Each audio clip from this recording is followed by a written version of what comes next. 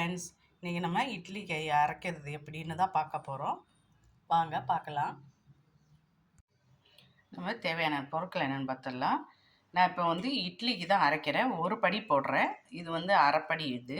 அதால் ஒரு படி அரிசி முன்னாடி போட்டிருக்கேன். இன்னும் இதால் இன்னொன்று போட்டிருக்கேன். இது 2 போட்டால் ஒரு படி ஆகும். இதுக்கு உளுந்து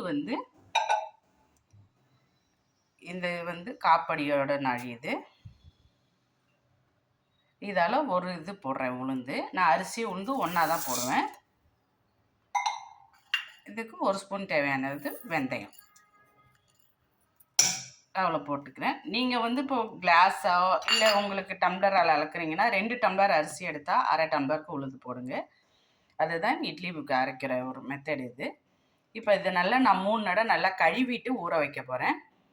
ஒரு 2 மணி நேரம் இல்லை 3 மணி நேரம் ஊற வச்சு நம்ம அரைச்சி எடுத்துக்கலாம். நான் அதையும் ஒவ்வொரு மெத்தடாக உங்களுக்கு காட்டுறேன். இப்போ நம்ம அரிசி உண்டியை நல்லா கழுவி எடுத்துக்கலாம்.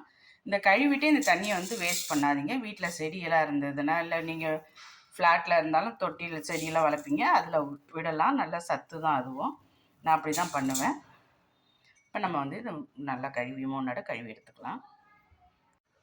இப்போ நான் அரிசியை நல்லா 3 நடை கழுவி எடுத்து வச்சுருக்கேன். தண்ணி ஊற்றி வச்சுருக்கேன். 3 மணி நேரம் ஊறட்டும்.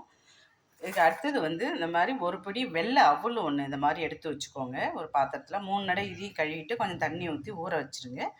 நம்ம அரிசி உளுந்து அரைக்கும் போது இந்த அவலையும் போட்டு அரைச்சோம்னா காலையில் இட்லி ரொம்ப சாஃப்டாக நல்லா வெள்ளையாக இருக்கும். அந்த மெத்தட் தான் உங்களுக்கு நான் இப்போ சொல்லித்தரேன். நான் இது ஒரு படினா கையால் இப்படி அள்ளி போடுறது தான். அதை எடுத்து வச்சுருக்கேன். நான் இப்போ இதையும் கழுவிட்டு நான் ஊற வைக்க போகிறேன். ஆனால் அரிசி கூட போடக்கூடாது, தனியாக ஒரு பாத்திரத்தில் ஊற வைக்கணும். அரைக்கும் போது 2யும் மிக்ஸ் பண்ணி அரைச்சிக்கலாம். அடுத்தது இந்த மாதிரி நாடி சொல்கிறீங்க எங்ககிட்ட இல்லை அப்படின்னு சில பேர் கேட்பீங்க. அதனால தான் இந்த டம்ளர் எடுத்திருக்கேன். இந்த மாதிரி காப்பி டம்ளர்லாம் எல்லார் வீட்லேயும் இருக்கும். அந்த அளவால் 6 படி கிளாஸ் அரிசி போட்டிங்கன்னா 1 கிளாஸ் உளுந்து போட்டால் போதும். அது இந்த குண்டு உளுந்து மாவு நிறையா காணும். அதுக்காக தான் இந்த மெத்தட் நான் கிளாஸில் காட்டுறேன். இட்லி அரிசி 6 கிளாஸ் அரிசிக்கு 1 கிளாஸ் உளுந்து போதும். கொஞ்சமாக வெந்தயம், அதுக்கு 1 ஸ்பூன் வெந்தயம் போடணும்னு அவசியம் இல்லை. இப்படி கையால் கொஞ்சம் இப்படி எடுத்து போட்டிங்கனாலே போதும். இது ஈஸி மெத்தடு தான், அதுக்கு தான் இதை சொல்கிறேன். இப்போ நம்ம அரிசி இதை ஊற வச்சுருக்கோம்.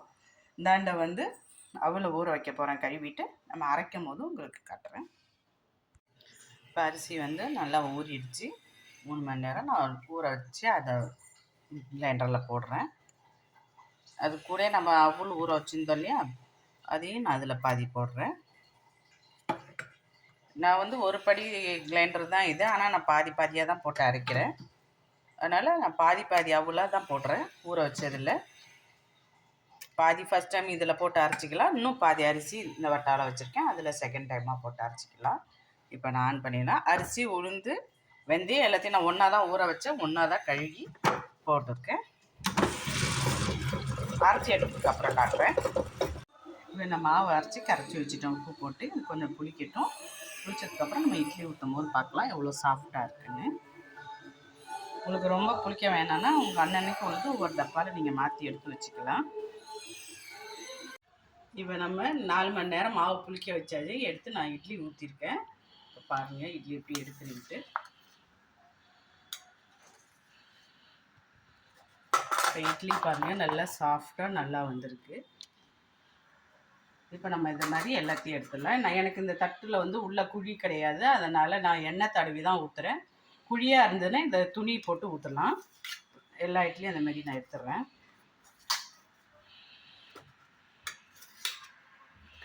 இது மாதிரி நல்லா வெள்ளையாகவும் இருக்குது. இது கூட நீங்கள் தேங்காய் சட்னி, சாம்பார், உங்களுக்கு என்ன பிடிக்குமோ அந்த சட்னி பண்ணி சாப்பிட்லாம். இன்றைக்கி நான் சொரைக்காய் சட்னி இது கூட அரைக்க போகிறேன்.